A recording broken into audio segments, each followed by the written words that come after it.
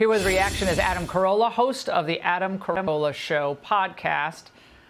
Adam, we're supposed to believe these reawakenings, these eureka moments, these transformations are heartfelt. Your reaction?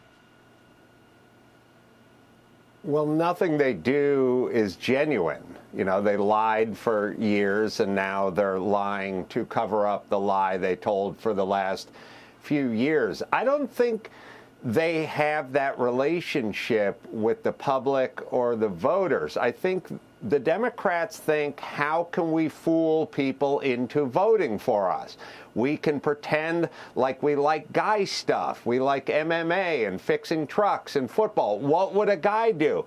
What a guy would do is what a guy does, is what a genuine person does, not a synthesized version of this, because they're all from college campuses, and all they can do is break off and have a think tank and figure out a way to get people to do something and to think that they're the kind of person that they aren't, but they're not. And what people want is genuine and authentic, warts and all. Like, the people who support Trump understand his foibles. We like him because he's sort of honest about it, or Joe Rogan, or whomever you may like. They're trying to go to the lab and synthesize a candidate, and that's their problem. They just got away with it for a long time, but they got caught this time. Well, the delusion that they demonstrate by saying that, by thinking that anyone in America who has suffered over the last 4 years economically, doesn't like what they're seeing at the border, that they're going to somehow feel better, Adam, because KJP declares herself to be an independent. I mean, that is truly a delusional characteristic that is quite astounding, even coming from Washington, D.C.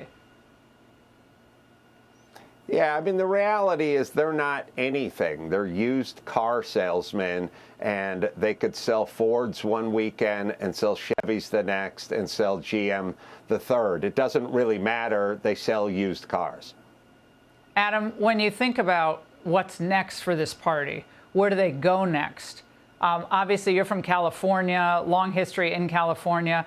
Gavin Newsom has shown little signs of recognition that the left-wing lurch has been a disaster for the party. Is that real, or is that just another calculated move?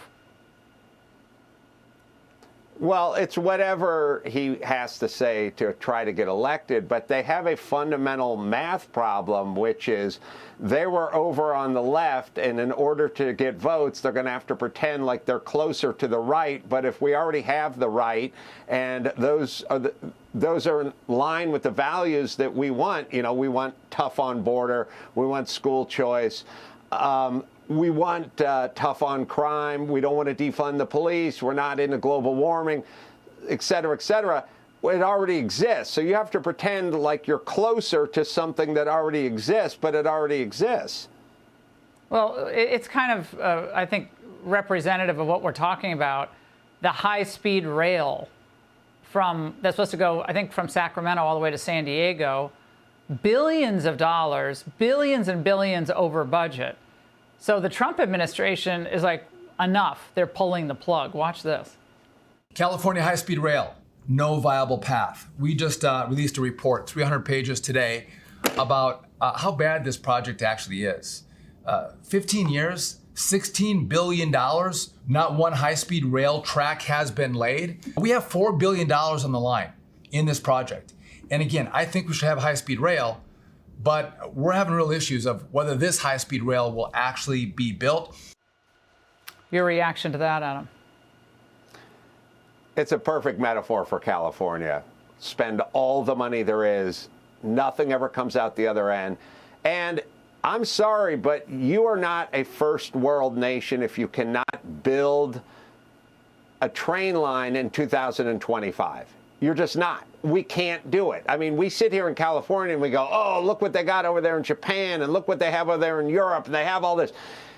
We physically can't do it because we're corrupt and we're overregulated and we're inept. But it's 2025. We're in California, which is supposed to be the vanguard of all technology, and we're not capable of building something that's existed for 200 years. They drove the golden spike 150 years ago.